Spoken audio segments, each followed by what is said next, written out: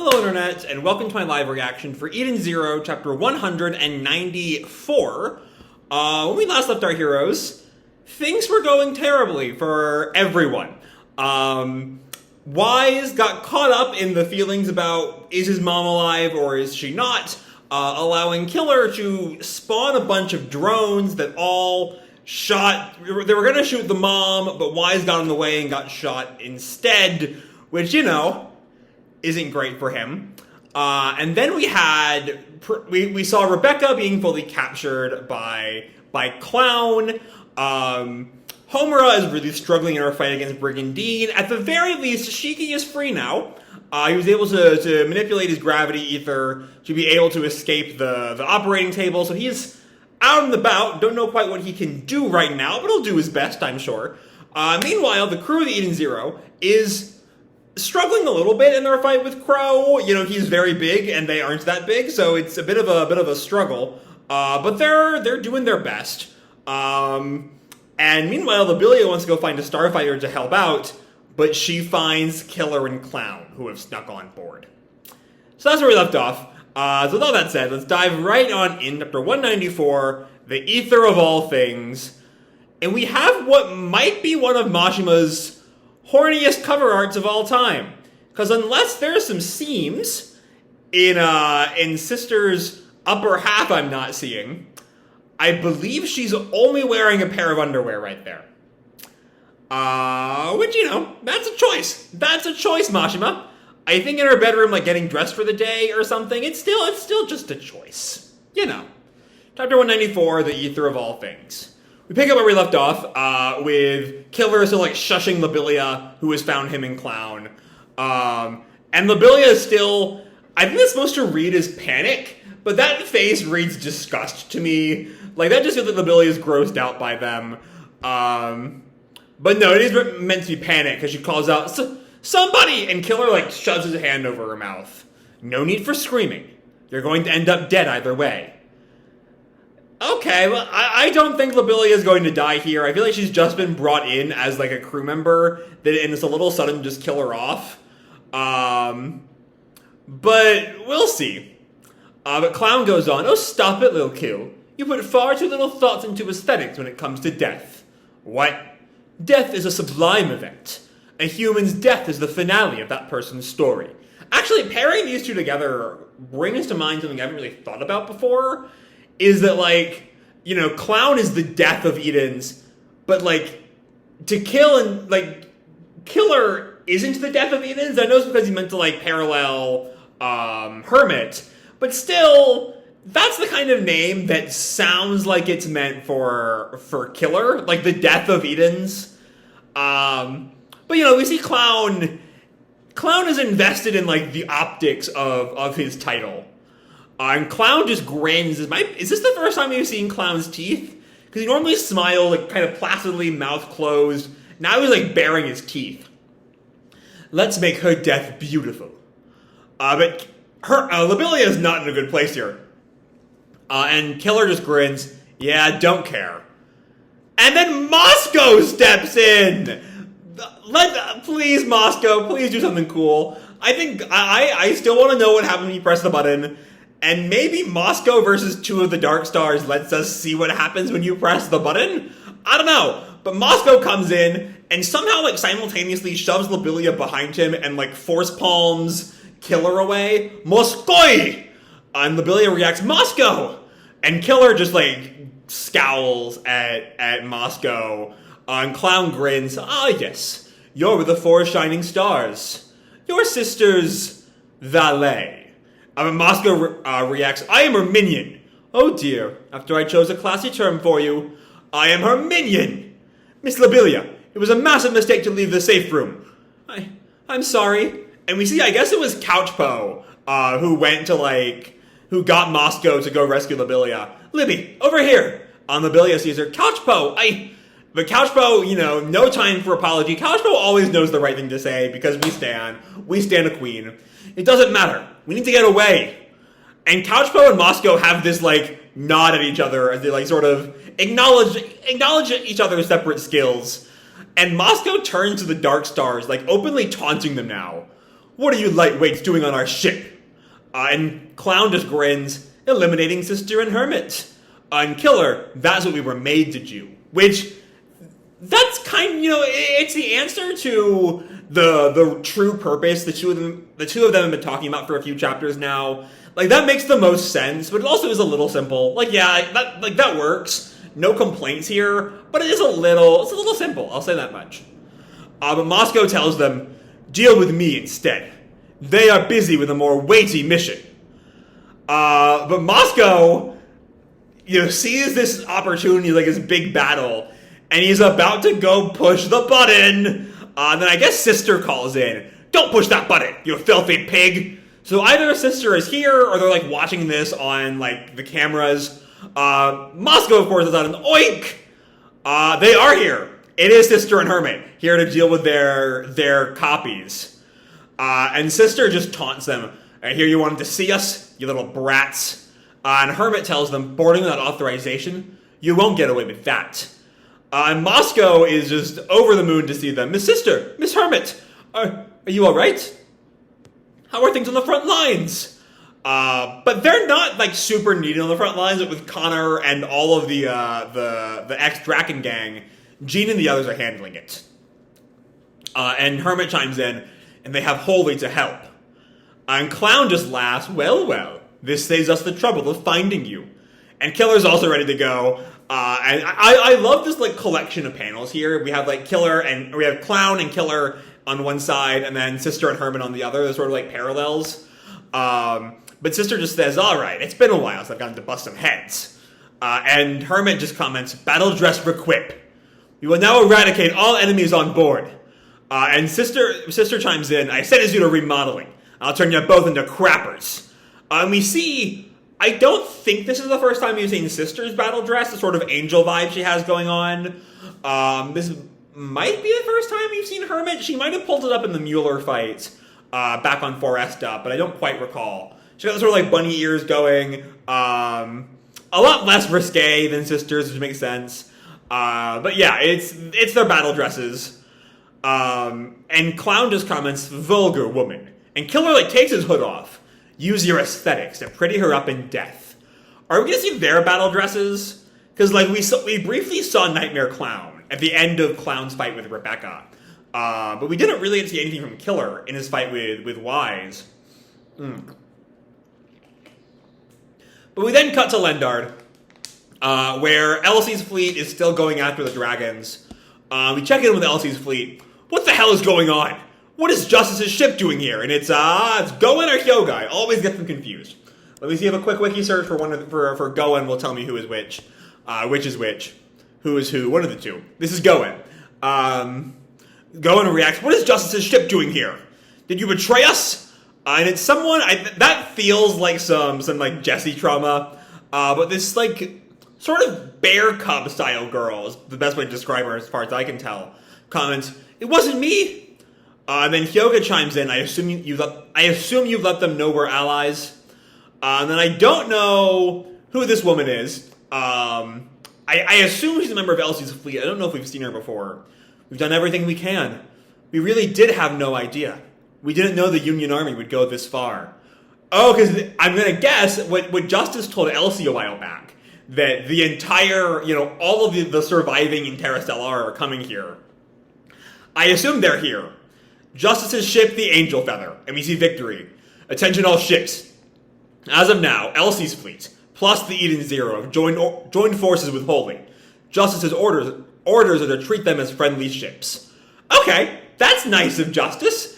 Even if he, supposedly only saved Elsie to kill her later, at least he, has the presence of mind to, not wipe out Elsie's fleet right now. We then see Eraser's ship, the Hot Eye, roger that. And Feather's ship, Racer, sorry. I was going to make a comment about the Horacio State's naming because I just saw Kira's ship name. Anyway, Feather's line is, but he knows if we don't shoot, we'll be shot at. And then Kyora's ship, the Brain Dust. So yeah, all four of them are all distinctly Fairy Tale Horacio State's inspired. We've seen a little bit of that. I bring this naming up a lot because I love the callbacks. We see that naming a little bit with Galactica and the Edens and the Rave Master Rossian says. They're like only really with Draken and Belial. Either way, I don't think we knew what Jaguar's ship was called. And I don't know if we found out what Holy Ship is called, but there still is. Let me use my brain real quick. There's still Midnight, which might be Holy Ship. Might have learned Holy Ship was the Midnight. That sounds right in my head. And then there is. Fuck, I'm blanking. I am blanking right now. Let me pause everything so I can go remind myself. Who am I missing? Oh, Cobra. Right. Cobra might have been. I don't think anyone's had. I don't. Blah, blah, blah, blah, blah. Words are tripping out of my mouth. I don't think we've seen any ship named after Cobra yet. So maybe that was Jaguar's ship and he's dead, who cares? I don't know. Anyway, focusing, I got on a hell of a tangent there, because I love my Rossians. I love my fairy tale Rossians, they're great. Cure ship the Brain Dust. First, we'll take care of those dragons Acnoella has unleashed. And we see these, like, I'm trying to work out what exactly is happening here on this next panel. It looks like, you know, that maybe the Union Army is just, like, piling these giant... Like, we see a bunch of laser beams and a bunch of wreckage. And some of those wreckage look distinctly like dragons. So, like, there's one in the top left corner here.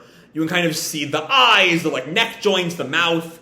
But then the one, like, the bottom center of the panel, that doesn't really have any dragon qualities. It just looks like a ship. But that's also destroyed. So maybe, like, the Union Army is also taking some damage. I don't know. It's hard to work. Maybe it's meant to be, like, battle is chaotic, like we kind of saw during the I.U.A war. You know, who really knows what's going on here? But anyway, back down below, back with Elsie and Justice. Elsie questions, how long are you going to make me sit here like this? And Justice just tells her, normally would have restrained your legs and neck as well. Be glad I only tied your hands behind your back. And Elsie draws comments on the fact that she's like, in a ripped top that like only like really covers her nipples, and a bit of underwear and like chest bandages, and comments, no. I'm referring to how I'm dressed. Do prisoners not have the right to wear clothing? And Justice gets a little embarrassed there at that like attention drawn. And Elsie sees an opportunity to like mock him. Like I do kind of like though here we're seeing them kind of revert back to their childhood selves in a neat way. What are you blushing for, James? Are you only just now realizing that an innocent maiden is sitting before you half naked? But Justice reacts, innocent maidens don't become pirates. And then they both feel something. You know, the banter stops, they get all serious, Justice stands, something's coming. And Elsie tells him this is not good. And Justice runs off, stay here. But Elsie yells, hey, remove these restraints. And she's like struggling against the restraints, that idiot. This isn't funny. If he keeps me tied up, I won't last 10 seconds.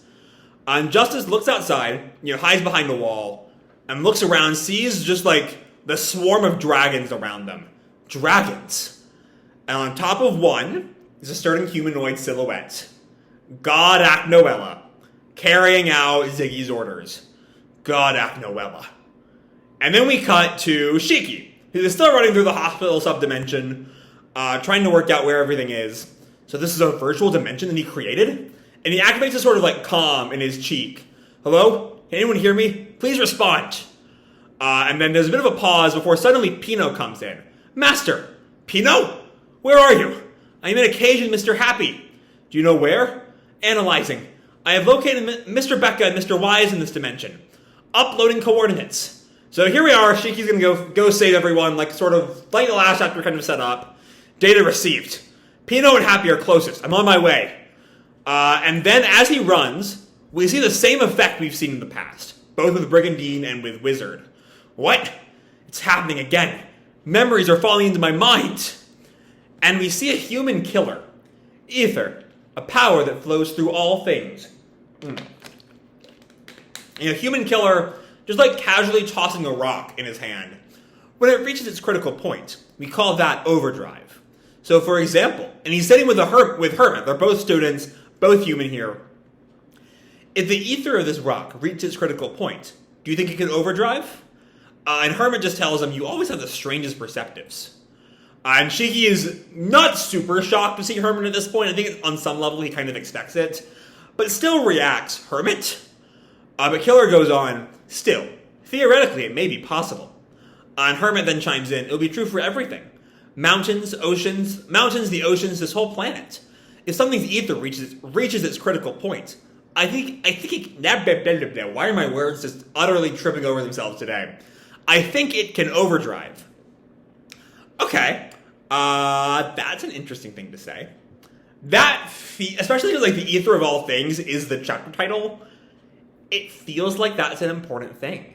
And I'm not sure what about it is important, but there's definitely something about that comment about everything can overdrive that feels like it'll be important to something in this arc.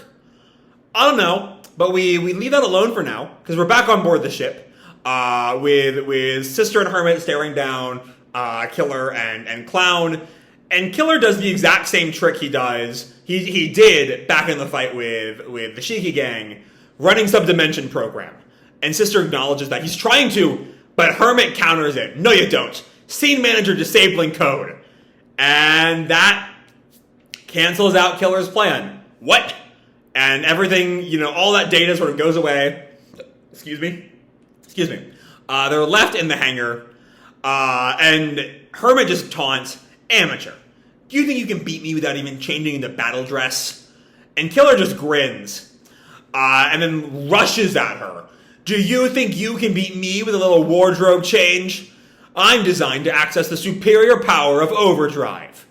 Which ties into the memories we just saw. But his eyes start to glow, his ether kind of extends. Rah! And then Hermit does the same thing. Her hair grows out, I think her chest grows a little bit, because of course it does. She has these neat little, wing things on her shoulders that I don't think was there in her original battle dress, right? Let me go back to that. Yeah, that's a new thing for her. But Killer's just shocked to see that, and Hermit just taunts, so was I. And that's where we leave off. Okay, I am pumped for this Hermit Killer fight. That so was I line is just so cool. You thought you had one over on me. I will say, though, this last scene seems to rely on an established concept that bots can't really control ether. And I don't think we've seen that before. We might have. It might have been a while and just forgotten it. The series has, there's plenty of times that could have been mentioned at some point in the past 4 years. But I can't think of any, But that would make, the memory conversation with Killer and Hermit a lot more prescient. The idea that, people don't think non-humans can overdrive, but they can. Or non-organic creatures can overdrive, but they can. As Killer postulates in the flashback. Though the issue with that and Killer and Hermit then overdriving is that, because we know they were humans, that means they're Otex. Unless they're so cybernetic at this point that, they're basically full machines, which I suppose is a possibility, I guess. But still, Hermit overdrive, which means Sister has an overdrive, which means we can see more overdrive forms. Overdrive forms are always fun. But yeah, I'm hyped for the Shining Star Dark Star fight. That's the real highlight of the chapter, is setting that up. Because, they really don't fight that often. I don't think Sister and Hermit really had a fight at all during the I.U.A War. They were off-world for Foresta. I think the last time Hermit did have a fight. Duh, she had the whole fight with Mueller. That's my bad. I can't believe I forgot that. Sister, though, I don't think had a fight since the invasion of the Eden Zero during Belial Gore. Way back when. Though I might be forgetting something there as well. She had a brief clash with Ashura. But not even that lasted long. So it'll be fun to see them get a full-on fight scene here. Good shit there. The rest of the chapter is largely teasing things. The Union arrives to help Elsie's gang in the Eden Zero fight back against the dragons. And I think that's going well. I'm interpreting that top panel of 11 right. Though I might not be. It's really hard to work out what exactly is going on in that panel. But also, Acnoella's here to go deal with Elsie and Justice, though really just Justice, because Elsie can't fight right now. And Shiki knows where Pino is. So we're gonna go rescue everyone there, and hopefully get to see Rebecca's Nightmare Dimension. I want to see Rebecca's Nightmare Dimension. I brought that up before. I want to see it before she gets out of it. But then, yeah. Then we have more building up the fight with Killer and Hermit, as Hermit goes into Overdrive. And I don't know. It's just a neat fucking form there.